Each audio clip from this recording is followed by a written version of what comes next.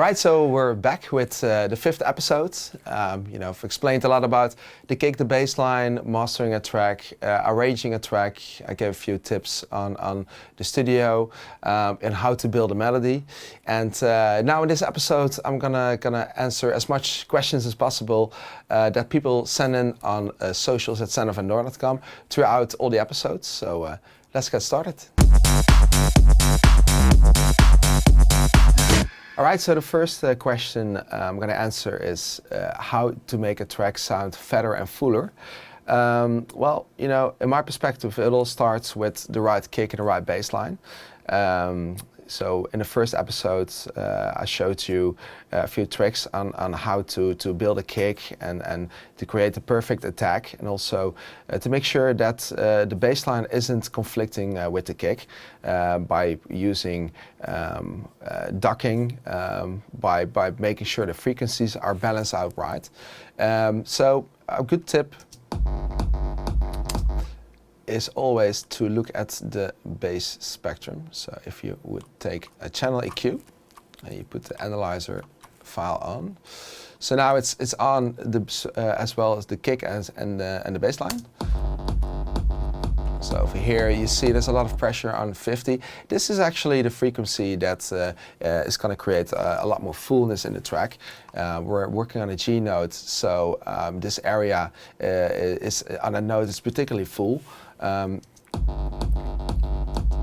good tip is towards the 150 Hertz to create a peak down.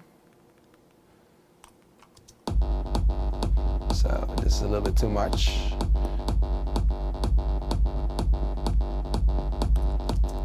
If you create a little bit of peak down over there, so you cut off that frequency a little bit more, you're going to make sure that your total mix can be pumped up a little bit more, so without the track being distorted. So that's a really tough frequency to edit. So I always recommend to cut off a little bit to make sure that this section over here, which is like a lower frequency, you can crank up a little bit more. So I'm gonna put this over here, and I'm gonna add some volume over there on that peak.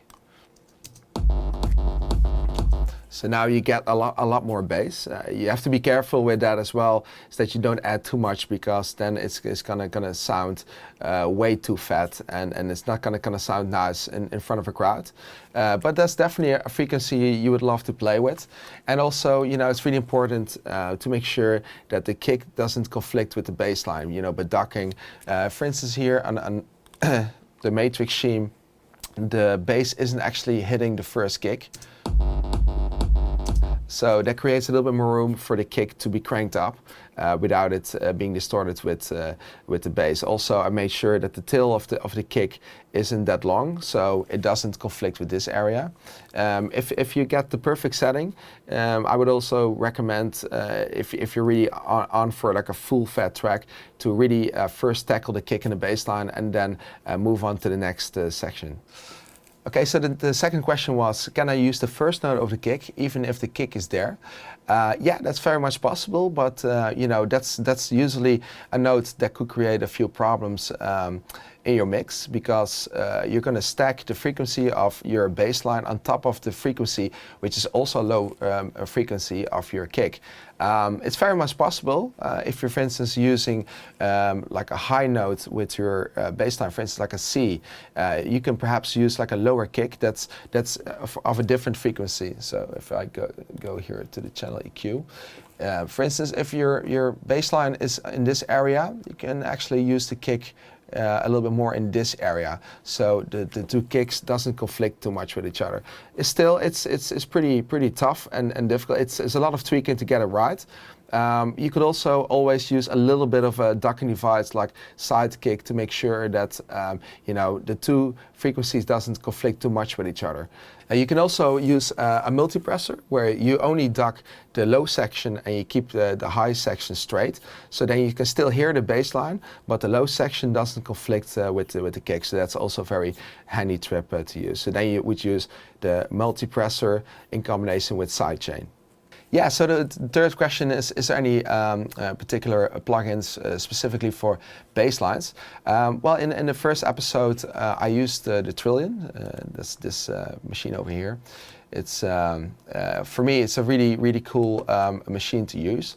The great thing about the Spectrosonics Trillion is it uses sample-based bass lines from all the old devices and some new devices as well, both recorded from analog devices as well as digital devices. So you have a massive library where you have your synth basses, you also have your guitar basses, also even a few synths that you can use as leads as well. But for me personally, this is one of the best plugins I use to create bass lines if I'm not using the Moog Voyager myself. Also, hardware-wise, the Virus C has a really good engine on creating bass lines. Also, the Massive Synth, I think is a really cool plugin. It has a very specific sound when it comes to bass lines. Massive is used a lot actually to create bass lines. So that's also a really good plugin to use for that. So the next question is, can I use 3 attack parts of 3 different kicks to create a new kick? You can even use 4 or 5 if you want. You can, what you can do is, when you have like different attacks, so this is one attack where you would say, I'm gonna lower this one in volume a little bit, and I'm gonna use another attack which is going to be more on top. In that way you can layer different kicks. You can use kicks with only the mid, so you cut off the high frequency, you know, until here, and then you have another kick that actually does exactly the opposite, only starts from here. Using different volumes, it's just basically tweaking, but you can stack up as much attacks on top of each other. Perhaps you actually create a completely new, brilliant kick, so give it a try. Yeah, so another question was, how do I organize my sounds? So I make sure I always find the right sound. Well, basically what I do is whenever I produce a project and I create a sound that I really like, and you know, I could perhaps, you know, tweak for another track, what I always do is I completely save the channel, so the whole channel with the instruments as well as the effects as a channel strip. On Logic you have that function. On all the other DAWs, you have the similar function, well, on most of them, where you can save your completely sound together with the effects. For instance, I've got a few sounds saved over here. For instance, bass. This is like a C-length bass I made on the C-length over here. And so that's like a really cool, deep-sounding bass line. So I made it and I was like, wow, this is a really good sound. Then I saved it as a channel strip. So I made a complete library of all different sounds from all different synths, and also I made sure that all the hardware synths are coming in kind of like as a soft synth on in the project. So you can also save those settings a lot. It's very important you create your own library, because, you know, it's very annoying when you're producing a track and you're like, oh man, I would like to use this sound I've used like a few years ago, but you know, tweak it a little bit. Then you have a problem where you didn't save the sound. So it's always good to create your own library.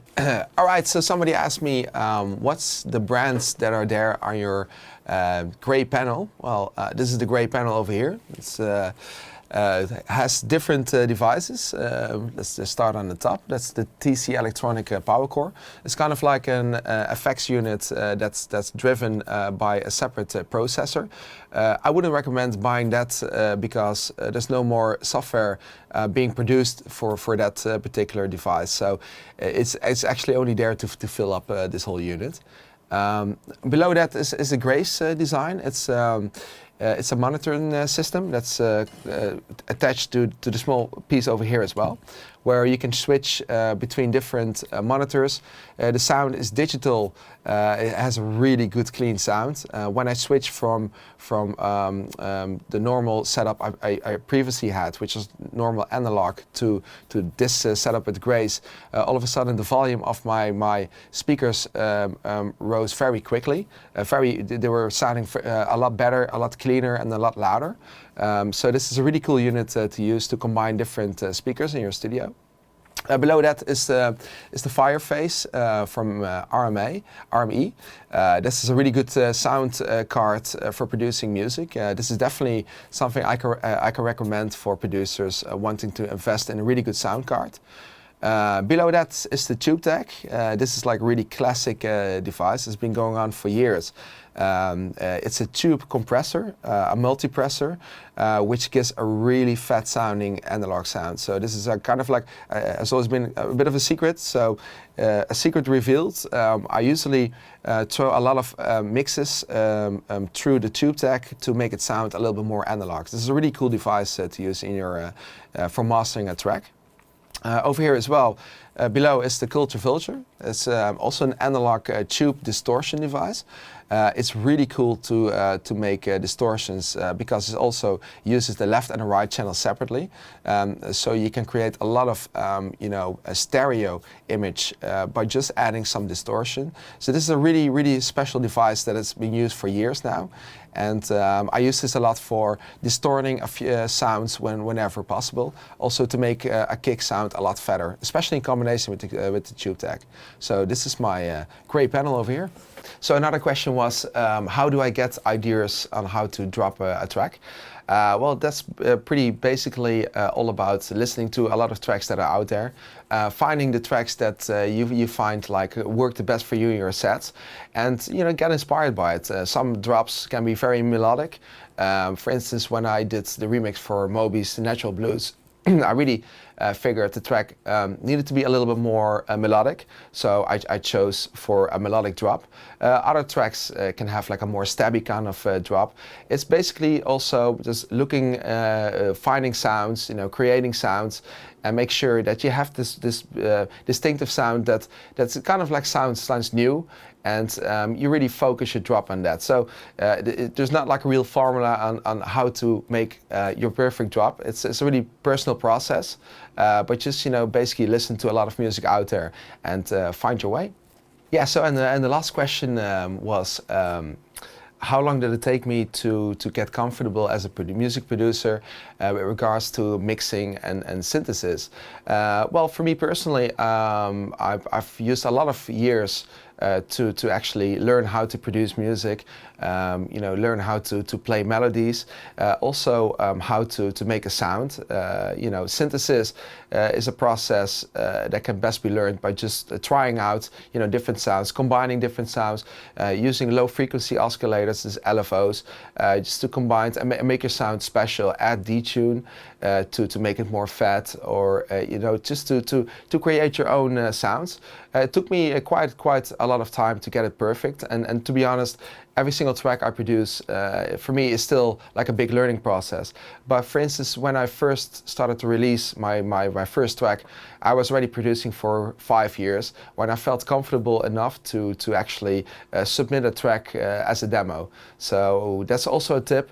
Have a lot of people listening to your track, have a lot of advice given on how your track sounds or how it can be better.